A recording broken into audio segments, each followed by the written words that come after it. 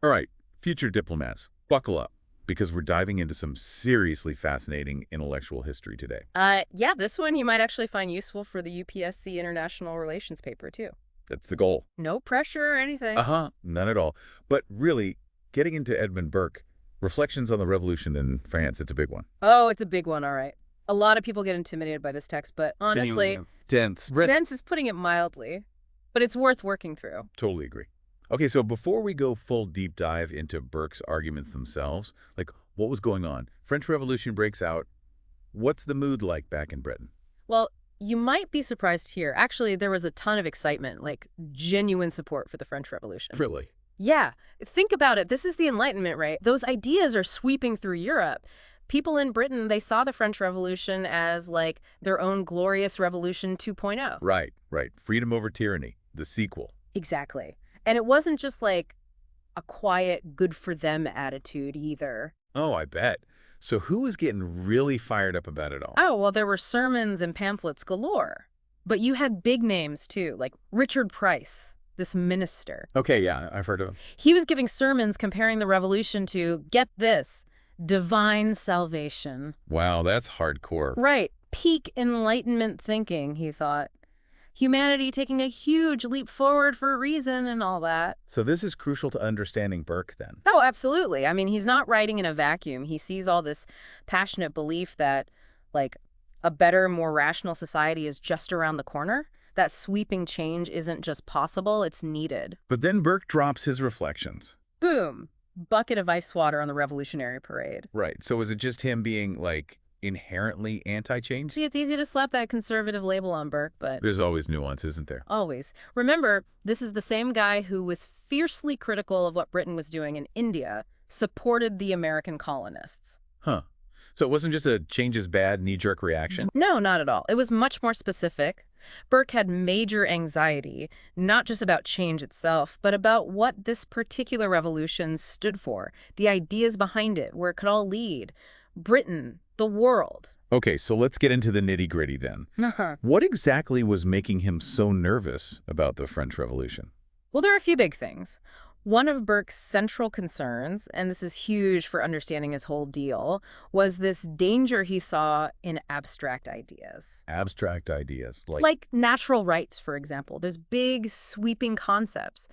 He argued that, when you take these ideas out of context, divorce them from reality, from history, well, they become really easy to manipulate. Ooh, I see where he's going with this. Right. And that's where things can get dangerous. Suddenly you can justify all sorts of things, violence, oppression, all in the name of these lofty principles that sound good, but... But might not work out so well in practice. Exactly. That's a point that's so relevant to international relations even today. Oh, tell me about it. I mean, think about all the debates we have now about humanitarian intervention, sovereignty, even the whole idea of responsibility to protect. Right, right. It all comes back to how we interpret these natural rights, what they actually mean, how they should be applied in the real world. It gets messy. It's a total mess, and Burke saw that coming way back then. So that's one big worry, these abstract ideals running amok. What else was on Burke's list of concerns? Well, tied to that was his emphasis on gradual change. He was totally skeptical of, wiping the slate clean, starting from scratch, which is what the French revolutionaries were all about. It's like that saying, you can't just, make an omelet without breaking a few eggs. Something like that. But Burke would probably say you need to be really careful about whose eggs you're breaking and why. Right, right. He believes societies evolve over time. They build on tradition, on what came before. It makes me think of that idea in political science, path dependency. Oh, yeah, totally. The choices you make today are limited by the choices you made yesterday, basically. Exactly. So you can't just ignore history when you're trying to build a new future. Exactly. And he'd say, look at institutions like Parliament in Britain. They've been developing for centuries, embodying all this accumulated wisdom, trial, and error. He wasn't saying never change, though, right? No, more like proceed with caution. Don't throw the baby out with the bathwater. Respect the past. Well, I feel like that's a perspective that often gets lost in these big debates about political transformation, even now. totally. I mean, Burke went so far as to defend prejudice. He actually saw it as a good thing sometimes. Whoa, hold up. Prejudice. Yeah. That's a tough one to swallow. I know, right? But he's not talking about the negative kind of prejudice. He's talking about a kind of inherited wisdom, a respect for customs and institutions that have brought stability. Okay, I can see that. A sense of continuity. Right.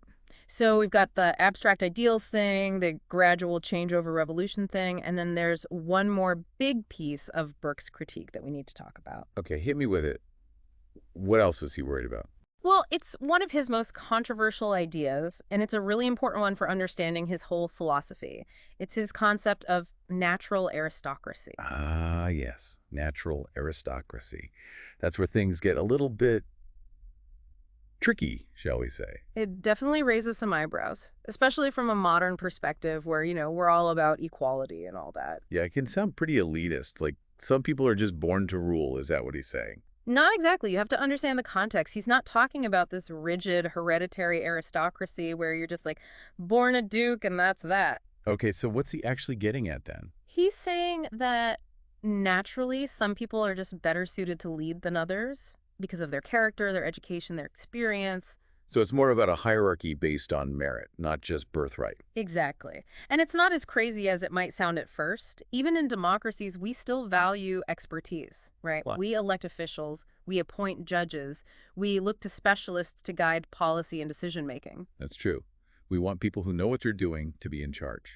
Right. So Burke would say this is just the natural order of things. You need those capable individuals to steer the ship. That's an interesting way to frame it. It shifts the focus from elitism to effective governance. Right. Still might be a tough pill to swallow for some, but it's a perspective worth considering, especially for our UPSC folks out there. For sure.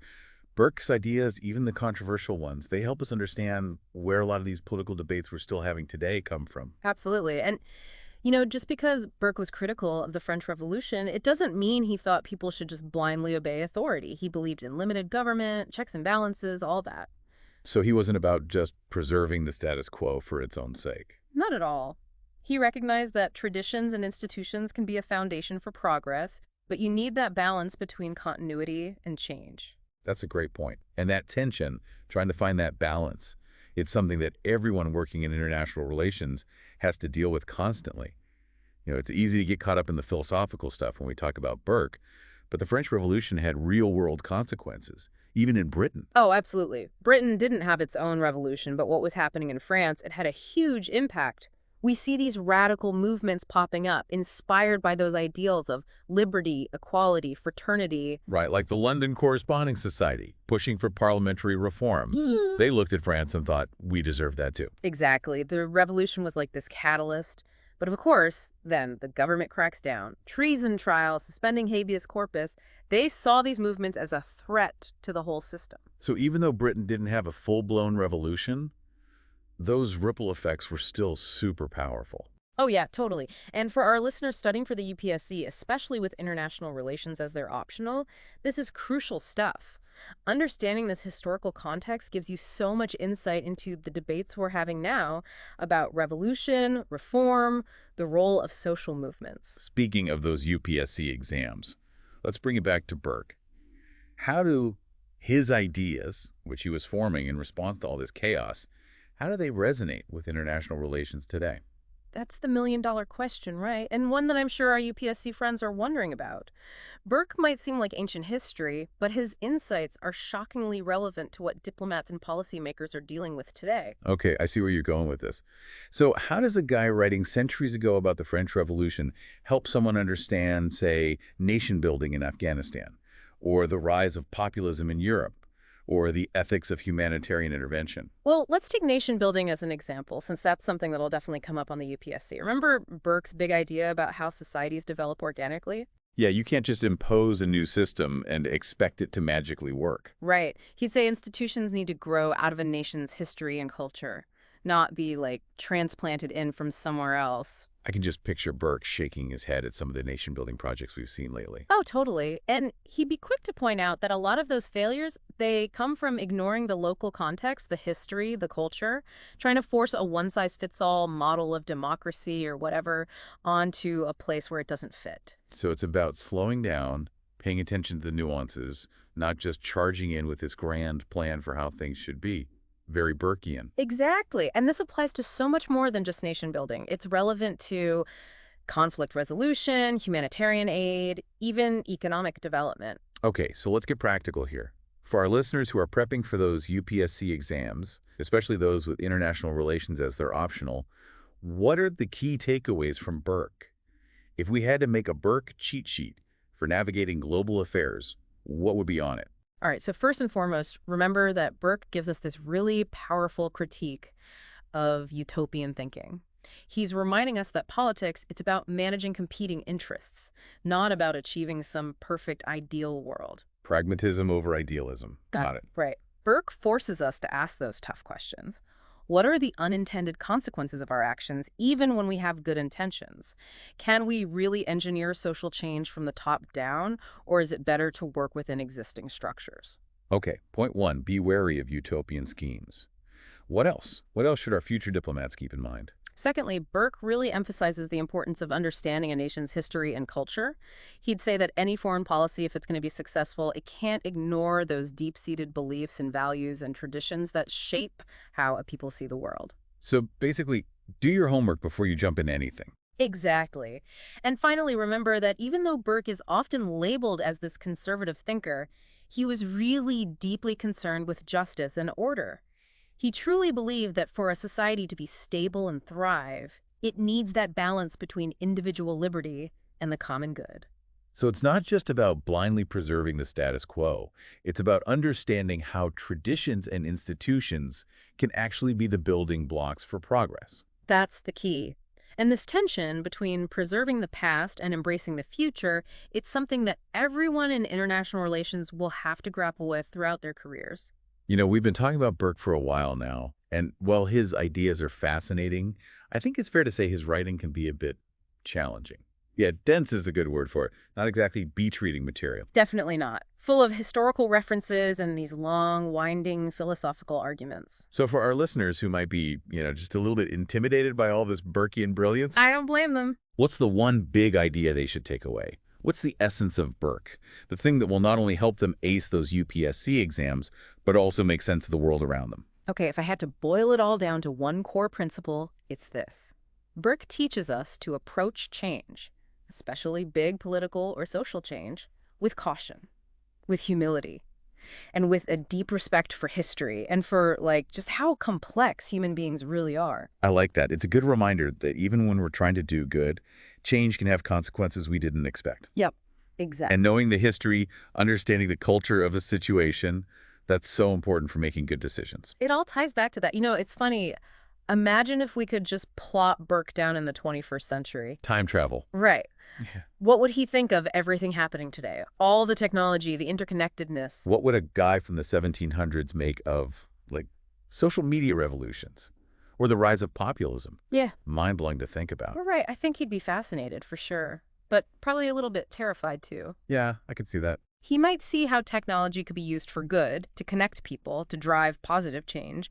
But I bet he'd also be super worried about how it could be used to manipulate people, to spread lies and rumors, to stir up violence even. The dark side of the internet.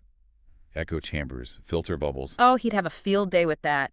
How technology can actually make our biases worse, divide us even more.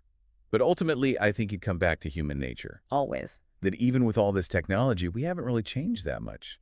We're still driven by the same passions, the same prejudices that people were back in his day. The more things change, the more they stay the same. Right. So in a way, Burke's message is timeless. Whether it's the French Revolution or the stuff we're dealing with now, he's reminding us to look to the past, to be aware of our own biases, and to approach change with a healthy dose of caution.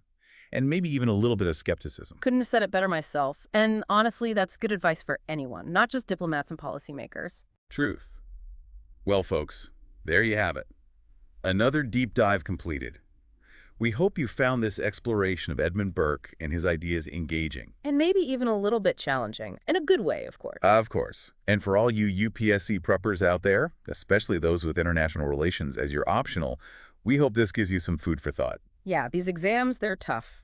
But understanding the history behind the headlines, that can really give you an edge. Absolutely. So keep those brains working, stay curious, and don't be afraid to question everything.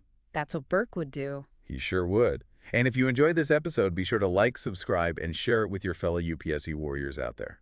We'll be back soon with more deep dives into the ideas that matter. Helping you make sense of the world, one episode at a time. Until then, happy studying.